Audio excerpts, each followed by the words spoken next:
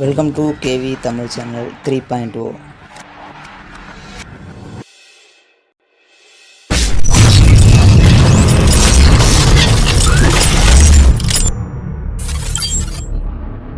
வீடியோக்குள்ளே போகிறதுக்கு முன்னாடி நம்ம டெலிகிராம் சேனலான கேவி மூவிஸ் கிளப் இந்த சேனலை சப்ஸ்கிரைப் பண்ணாதவங்க சப்ஸ்கிரைப் பண்ணி வச்சுக்கோங்க. புதிய திரைப்படங்களோட ஹெச்டி பிரிண்ட்டை வாரம் நாங்கள் அப்லோட் பண்ணுவோம், மறக்காமல் சப்ஸ்கிரைப் பண்ணிக்கோங்க.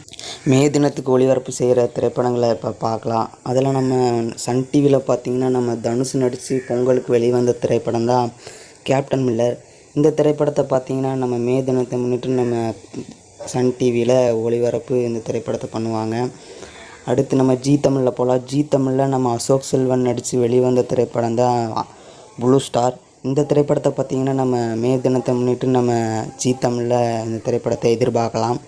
அடுத்து நம்ம விஜய் டிவி பக்கம் போனால் விஜய் டிவியில் நிறையா படங்கள் இருக்குது. நம்ம பிரபாஸ் நடிப்பில் வெளிவந்த திரைப்படம் தான் சலார். இந்த திரைப்படம் டிசம்பர் மாதம் வெளிவந்துருந்துச்சு. இந்த திரைப்படத்தோட சேட்டலைட் லிஸ்ட்டை நம்ம விஜய் டிவி தான் வாங்கியிருந்தாங்க. இந்த திரைப்படத்தை இப்போ மே தினத்தை முன்னிட்டு ஒளிபரப்பு செய்ய போகிறாங்க. ஆல்ரெடி ப்ரொமோவெல்லாம் ஸ்டார்ட் பண்ணி விஜய் டிவியில் போட்டுட்ருக்காங்க.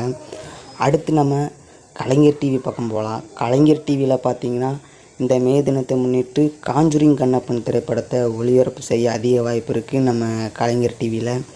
இல்லைன்னா நம்ம ஆர்ஜே பாலாஜி நடித்து வெளிவந்த திரைப்படம் தான் சிங்கப்பூர் சலூன். இந்த திரைப்படத்தை கூட நம்ம கலைஞர் டிவியில் இந்த மே தினத்தை முன்னிட்டு ஒளிபரப்பு பண்ணுவாங்க நம்ம கலைஞர் டிவியில்.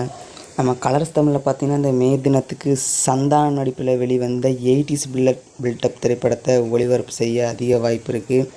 ஏன்னா ஸ்டூடியோ கிரீன் நிறுவனத்தோட இவங்க சேர்ந்து இப்போ தங்கான் திரைப்படத்தை ரிலீஸ் பண்ணுறாங்க.